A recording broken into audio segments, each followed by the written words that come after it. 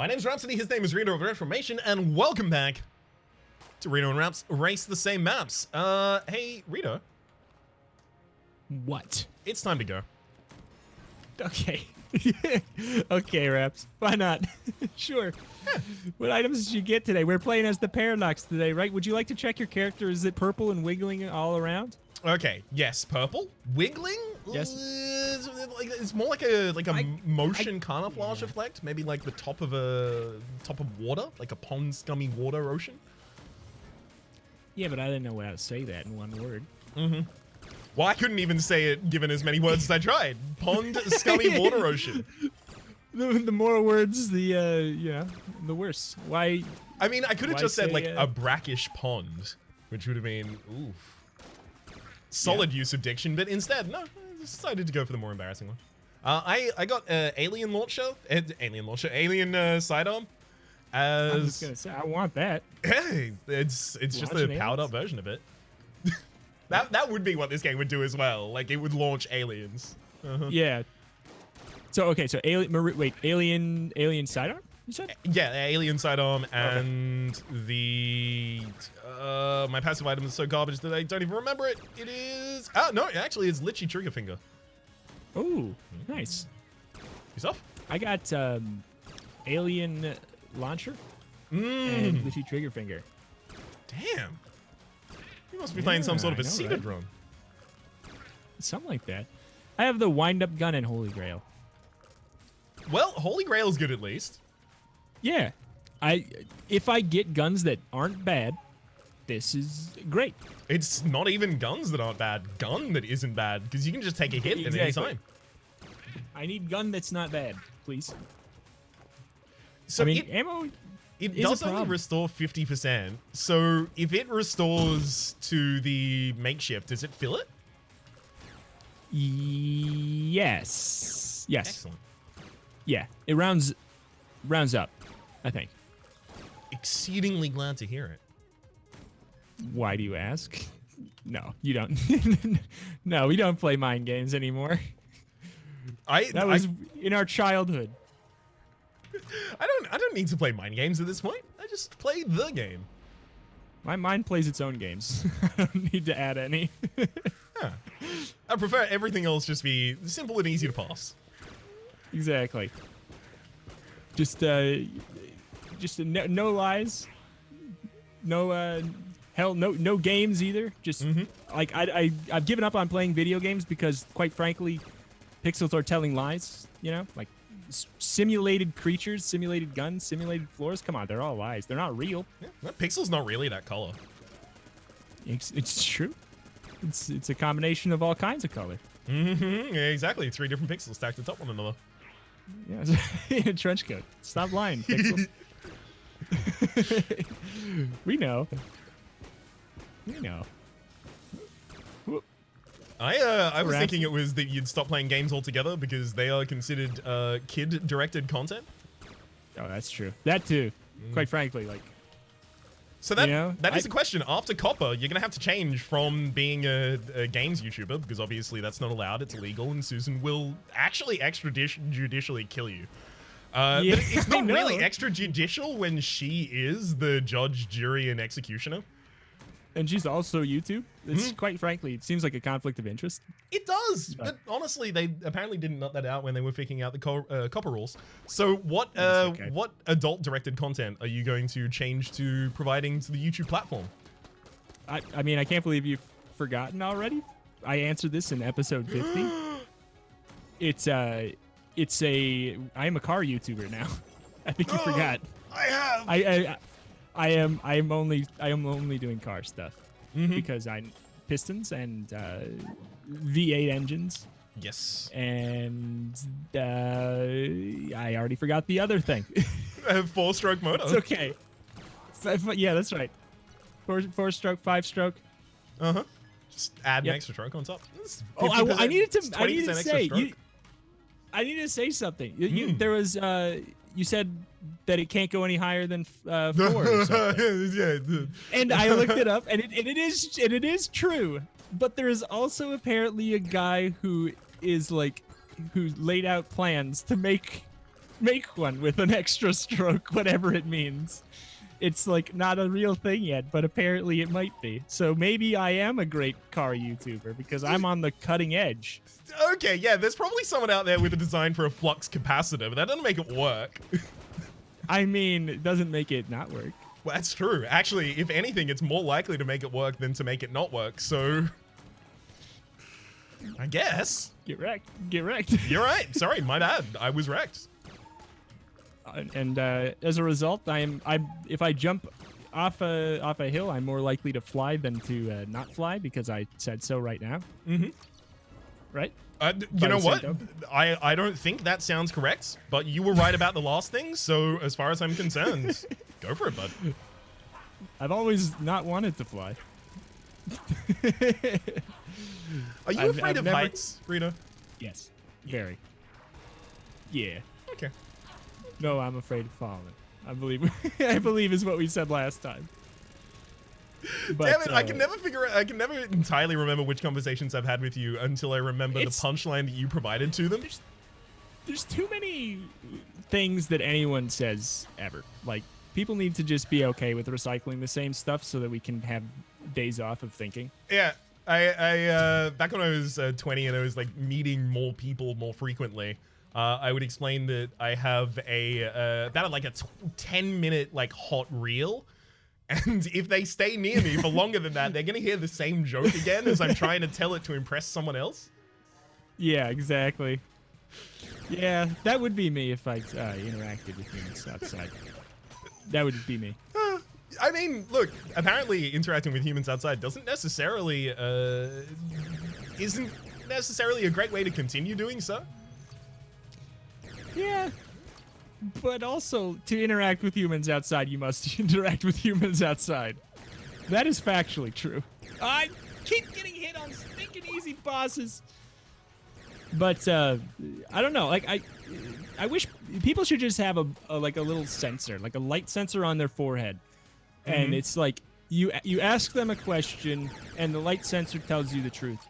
And it's like, and at the end of every conversation, you go, "Were you happy with what I said to you?" And it blinks green or red. Did you like what I said? And it blinks green or red in every conversation. That's what we need. No, but you realize that like humans will want anonymity. So they're going to add on top of that the system that, oh no, but after I have a social interaction with someone, I can go online and rate them and they'll be able to check their reviews. Which would be way worse. Like, I would like, in the moment, the confirmation that, hey, this conversation went well, it's all fine. But I would be refreshing that page constantly, like... Yeah. Like, did they change their mind yet? Here's the thing. The newest hit security in that world would be a hat. So... Get making some hats.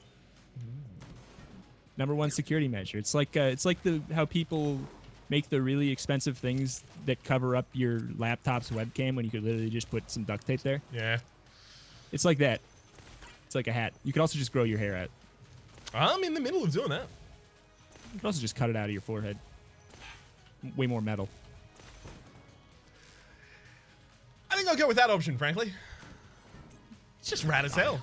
Sends a message. It's metal as it gets. Ooh. So I haven't been out of my house for like 3 days, and normally I actually do. Despite all the jokes, I go outside my house. I do leave my house. Like I never go a day without it. But like, I've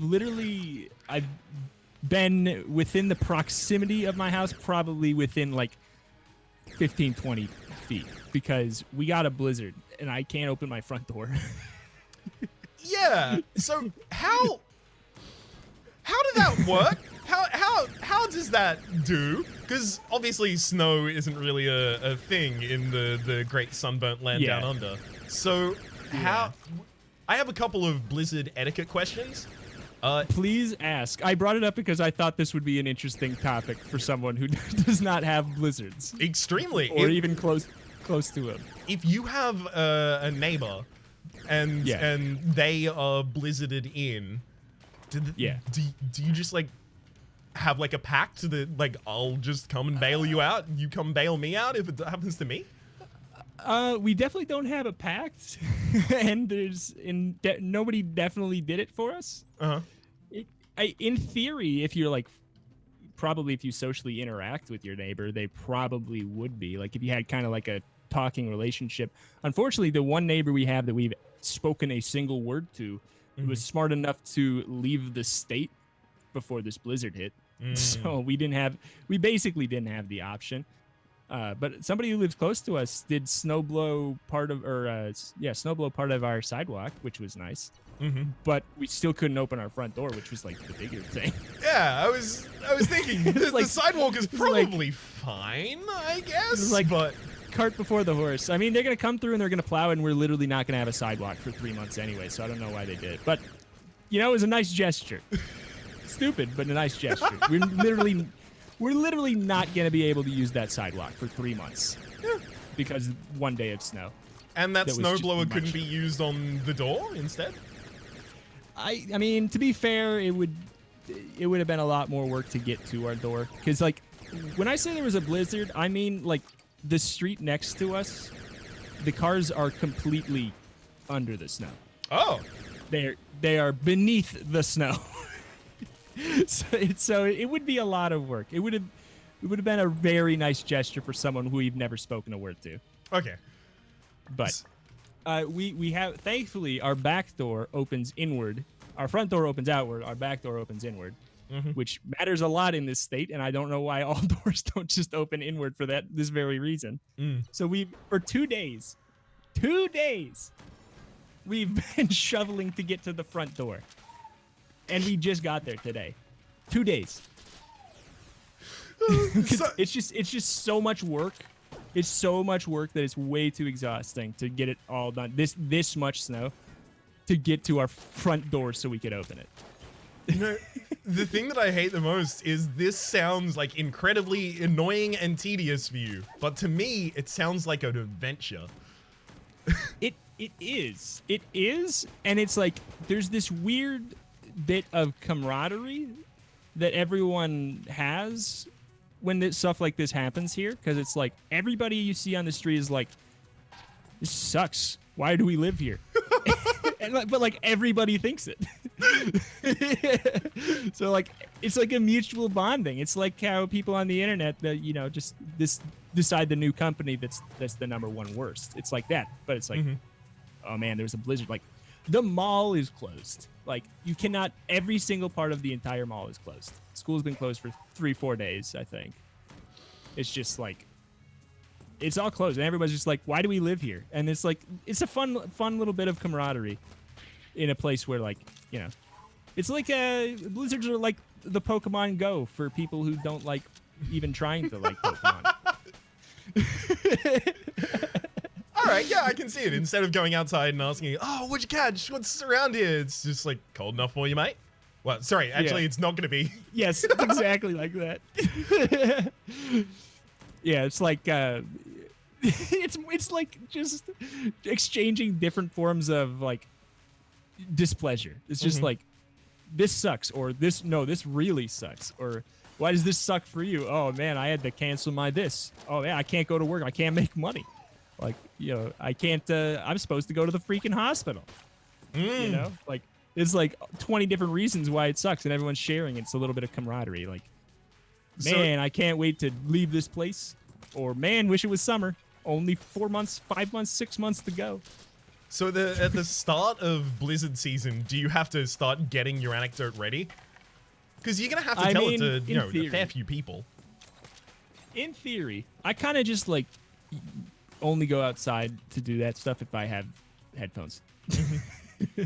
For the most part. But I nod and I'm like, yeah, this really does suck. Or like, I'm glad my car's not one of the ones that's completely buried. Or something like, just like, seems a bad idea to complain. Yeah, it seems a bad idea to just park under a bunch of snow a bit. I don't drive a car, so I know. I know. You don't drive a car. There's no snow there. It's pretty dumb. They just put it into 20th gear. I know cars. I'm a car channel. And then they just go right into the snowbank. And then they get out and they shovel the rest of the snow on top of it. Insanity. It's crazy. You would think that you wouldn't want to do that. But they do it for the story. Because it's just the thing about Minnesota, apparently, it's hard to know when you actually live somewhere whether or not something's true. But apparently, one of the things that it's like very known for is obviously like the big thing that always gets shared about it in the U.S. is that it's like overly nice. But the second thing is that you're overly nice, but you're never quite happy. So it's like it's supposed to be you go outside and you can never say I'm doing good. You always have to say not bad. Like you can never in Minnesota you are apparently like nobody ever says fully commits to being good. Because then you might have to uncommit to being good. You just like can't or like won't complain. Just like implying that you have complaints but you won't give them. It's weird. And there's a lot of that. That strikes me more as like a kind of like a stoic British kind of thing. Yeah, I mean, there's like a lot of like I don't know. I don't know a lot about Minnesota, but there's some kind of like I don't know if it's just some kind of Scandinavian heritage very present here. I don't know if that's what it is or what. Yeah, I mean, I could see that, like some Scandinavian influence for the recognition of that kind of like constance of emotion, weirdly. Yeah. But also being broadly nice. Yeah, just like there's problems, but I'm not gonna put them on you. I'm not gonna put them on me either. I love that as a philosophy, though. Yeah, I'll put them on you. You should sort them in some way. You should not bury them too deep down because it comes, like people say the catchphrase is Minnesota nice, but then the second layer that everybody says is more real is Minnesota passive aggressive.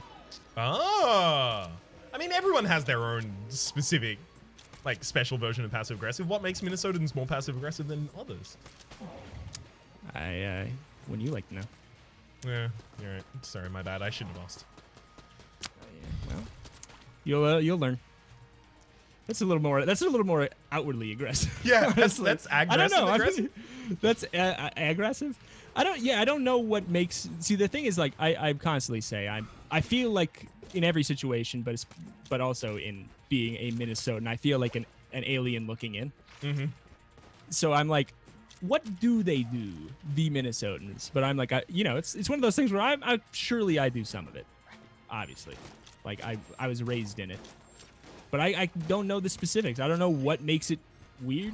I don't know what makes it uniquely passive aggressive.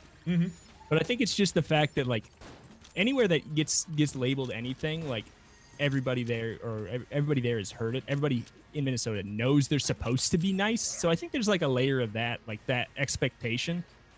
So like maybe they're trying to keep up a front that they're nice. Yeah. When they're not. I don't know. I wonder if prickish Canadians feel some sense of duty when traveling to keep up the name of their countrymen. I mean, I'm sure. I'm sure. Like, everybody, like, whenever I've traveled outside of the state, people are like, Minnesota is so cute. They're so cute because you're all so nice. It's like, I don't know. I feel like I've met a lot of very unnice people. But it's like I will try to represent the niceness well, and probably overly so. But that might just be anxiety. All you need is a bunch of people doing that, and you have created the nicest state. I know, it's true. Everybody, that's the thing, is just we need to start a little thing where every single place on Earth people are saying that it's the nicest place on Earth, because then everybody there will feel an obligation to win the contest. And that's the thing. Except for some places will rebel and be like, we want to be the meanest place on Earth, because it's really, really easy to be that because everybody's trying to be the nicest, and we'll win by default because nobody's trying, and there'll be one place that just really sucks. The entire time I was like, okay, punchline, but can't make fun of any particular place with that. Good luck. No, I feel like the only way to go with that joke is to create a play on words with a country's name. With that, and even that is dicey. No, but, I'm gonna tap out before trying to think of a country's name joined with bad, or I don't know how I would even manage to do it. United States of Bad. Yeah, that's a good one. Yeah, there. Now we can quit. Well, we're not ahead. Speaking of, who is ahead? Because I am severely having difficulty with this final floor. I'm full clearing. I'm ahead. Dragon kill. I just killed the dragon. Yeah, that'll do it. I got after doing. I did like the the Winchester challenge on the 4th floor, and I got the finished gun. Whoa! So did you complete all of them or none of them? The targets. All of them. All of them. Or wait, because you can get it from the brown chest from completing none of them. It's true. It's interesting in that way. It's weird actually, because that's probably like the point at which our runs diverged. Because I missed one of them, and I got the shotgun full of love. Oh, well, I had wax wings, so it'd probably be sad if I missed them. All right, I should have managed to pick those up earlier. That would have helped. Actually, hang on. You killed the dragon. Why am I fighting the dragon? I'm gonna die now. You can kill the dragon. No, I'm gonna let the dragon knock all of the coins out of me because I got the loot bag. I just want to see them all on the ground. Yeah. Unfortunately, I had a run the other day where I had the loot bag and I wanted my money to hit 0, but then I learned it's percentage based and it won't let you. Ugh. It's rude as hell. Gross. I'm standing here until I get as close to 0 as possible. I mean, unless I'm proven wrong. 20. You can continue my research. 17, 12. Oh? 10. Oh, maybe I'm wrong. Dead. Oh. The research dies with him. Oh boy. I don't know, if I had more life, maybe I would have been able to make it. But we'll have to find out whether or not that's possible in a later episode. Yeah. Usually that's a segue piece of, we'll see if that's possible in a later episode. But yeah, sure. Let's just try and recreate the conditions exclusively for that in another episode. It's the new series. It's gonna be over very soon. Reto and Rhaps race to research. Yeah, honestly, it sounds kind of fun. I was definitely toying with the idea of doing like a Mythbusters Gungeon type thing, where like everybody submitted like, I always wondered if this and this worked, or I wondered if you found this and used this, if this would this, and that was an idea I had before, and it sounds genuinely kind of interesting. It does. But, I fear for like all those Mythbuster type things.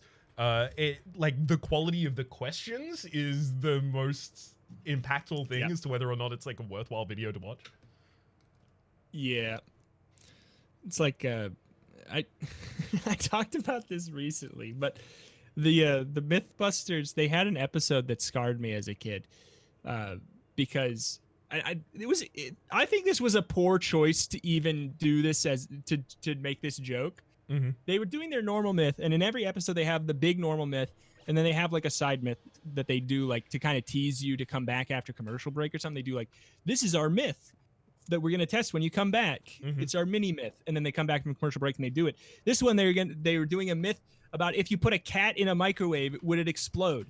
And they said that before the commercial break, and they came back and they were like, just kidding, we're not gonna do that. I was a freaking kid. I was terrified. I did not watch. I turned it off. My parents had to tell me that my parents had to tell me that they didn't actually blow up a cat. Baby Reto is so sweet. Just like, I can't believe they're gonna blow up a cat on television. I don't want to see this. I can't believe this. I feel like in my youth I would have been tricked more by the inverse of someone saying, oh, this is really shocking thing's gonna happen, and me going, ha ha ha ha, yeah, it won't, that's a joke, and then seeing something awful. Yeah. Like, especially online. Yeah, I mean, if it was online, that cat would have blown up, and Yeah. I would have cried. I would have been scarred even more. So, Well, yeah. For the moment, Rhapsody, his name's been Reto Retromation. Hopefully you've been enjoying yourselves. There's a playlist in the description down below with all the content on this game, past, present, future, as well as a link to the Croc 2 game packs again. Hopefully you've been enjoying yourselves, and hopefully we'll see you next time. Next time we blow up a cat. Tune in.